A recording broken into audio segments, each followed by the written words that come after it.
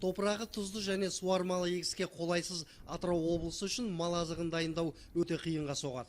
Жергілікті шаруалар жем-шөпті өзге өңірлерден қымбатқа сатып алуға мәжбүр.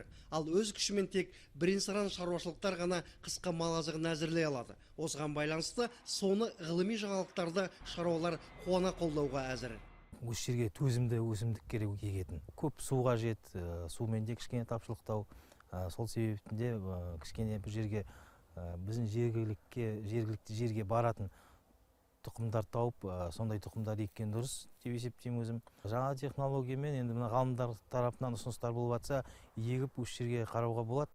Ғылыми тәжірибелік жұмыстар үшін облыс аумағынан арнайы жер телімі бөлінген. Мұнда қазір мал азығына арналған өсімдіктердің бірнеше түрі өсіріліп жатыр. Соның бірі құрғақшылық пен құрамындағы тұзы көп топыраққа төзімді келетін түйежоңышқа.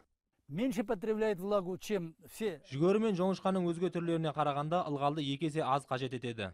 Сонымен қатар тұзды жерде тап осындай өнімді келетін өсімдік түрі кем-де-кем және азықтық құнары жағынан малға аса пайдалы. Қазір жергілікті ғалымдардың бұл жаңалығы ауа райы ұқсас келетін Қызылорда облысында да тәжірибеден өткізіліп жатыр.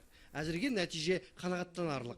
Тәжірибелік учаскелердегі түйежоңышқаның өнімділігі мен азықтық құнары ғалымдар сараптамасынан толық өткеннен соң өндіріске енгізіліп, шаруалар игілігіне ұсынылмақ.